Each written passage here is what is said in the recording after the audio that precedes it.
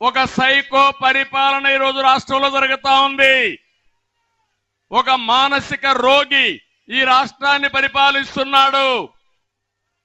మొన్ననే విశాఖపట్నంలో మీటింగ్ పెట్టుకున్నారు. పెట్టుకోండి, విమర్శించండి, మాకు బాధ లేదు. నా ఫోటోని, పవన్ కళ్యాణ్ ఫోటోని, వేరే వాళ్ళందరూ ఫోటోలు ఇద్దరు ముగ్గురు పెట్టి వాళ్ళు అక్కడ చూస్తే బాక్సింగ్ బ్యాగ్స్ పెట్టి దాంతో కొడుతూ కాళ్లతో బూట్ కాళ్ళతో తంతూ ఇష్టానుసారంగా చేశారంటే ఇది నాగరిక ప్రపంచం అనుమతిస్తుందా అని మిమ్మల్ని అడుగుతున్నా.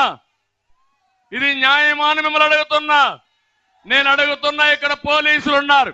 నేను ఆ పని డయాస్ పైన పెట్టి జగన్మోహన్ రెడ్డి ఫోటోకు చేస్తే మీరు అనుమతిస్తారా అని పోలీసులు అడుగుతున్నా. చెప్పండి అయ్యా, మీరు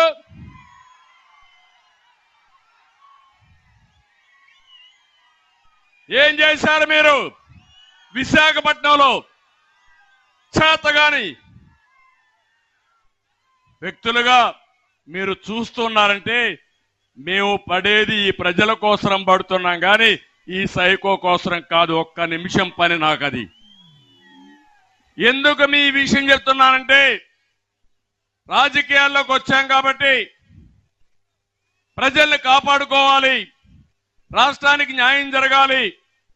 దుర్మార్గుడి చేతుల్లో నుంచి రాష్ట్రాన్ని కాపాడాలంటే ఇలాంటి పనికి మాలిన పనులు, పనికి మాలిన సంస్కృతి రాజకీయాలకు తెచ్చాయంటే ఏమనాల తమ్ముళ్ళు?